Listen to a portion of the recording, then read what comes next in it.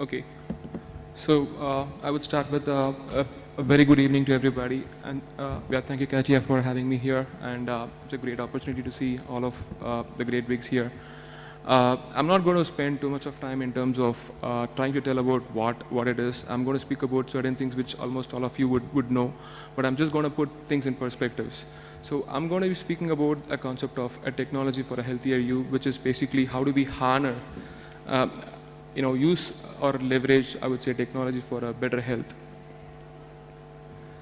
So typically, I will start from NCDs, non-communicable diseases. WHO says that approximately 74% of the deaths are basically from non-communicable disease. That's across multiple categories: cardiovascular, cancer, chronic, diabetes, and so on. And it also says that most of these are preventable, And the way traditionally a response that's happening to these NCDs are what we call as a sick care model. This is basically a reactive model where we diagnose, detect, treat, manage, and monitor. I think things are changing, and we are at the hotspot where we had COVID, where we kind of had pathways for remote monitoring, remote engagement. And a lot of awareness has increased with India, which is going to have largest youth population. And of course, we have the big advantage of the 4G, 5G in place. We have accessibility to a lot of digital gadgets, and a lot of lifestyle changes have happened. A lot of urbanization, nuclear families, and the per capita income has increased, which means that the propensity to pay has actually increased. And with all the Gen Z folks actually, coming, more than 80% of the people who are in India have a smartphone, which means that we have a lot of awareness, we have a lot of access to data, information, and so on and so forth. Everybody speaks about, okay, preventive health or personalized health. So that is where industry is now transitioning from a sick care model to a self-care model, which is basically on a health and wellness, health condition, and how do I enable better diet, better fitness, and so on and so forth.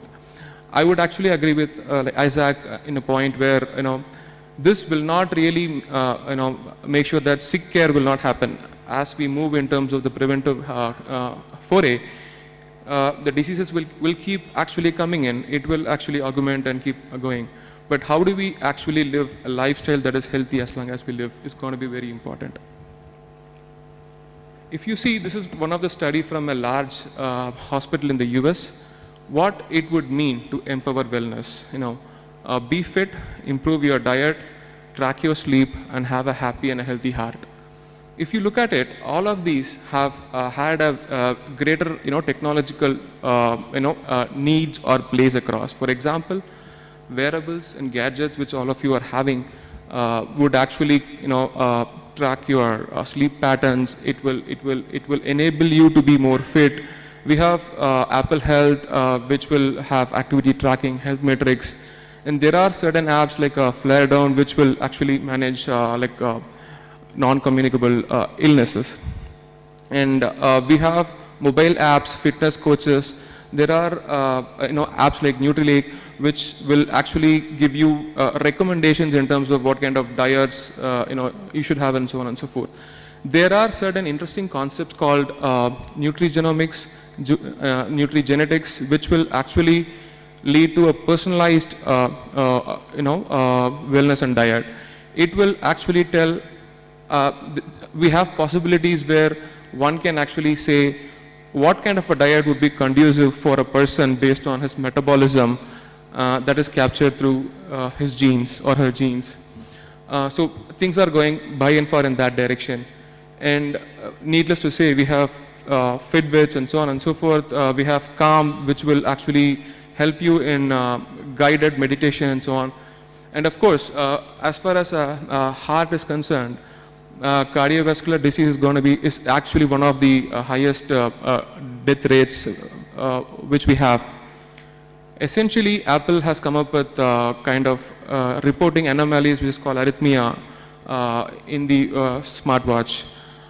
Needless to say, there are other gadgets, like for example, a company called AliveCore, which is actually having 6-lead EKG, which is called as a telecardia, which can actually do all the AFibs on the heart, I would say like heart patterns.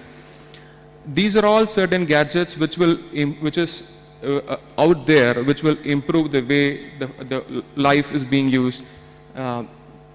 If you see here, overall from a health tech standpoint, you have wearables and apps, you have mHealth and telemedicine, which will ensure that the doctors are available even remotely. And the third one is about AI-powered diagnostics. I think a lot of happenings are there. In fact, Bosch has actually created AI-based digital pathology device, which helps a pathologist to identify anomalies on the RBCs and WBCs remotely, all through AI. It's kind of a responsible AI.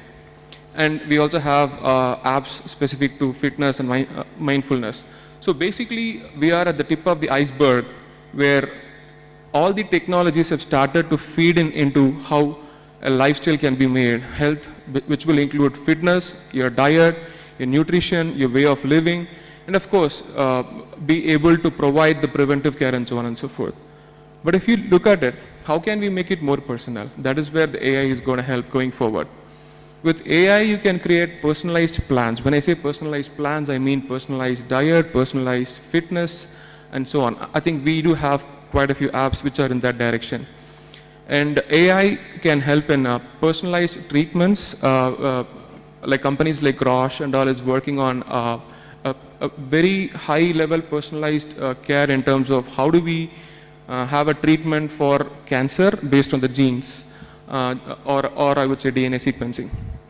Of course, AI also has its part in terms of having a virtual health assistant. You have a lot of apps.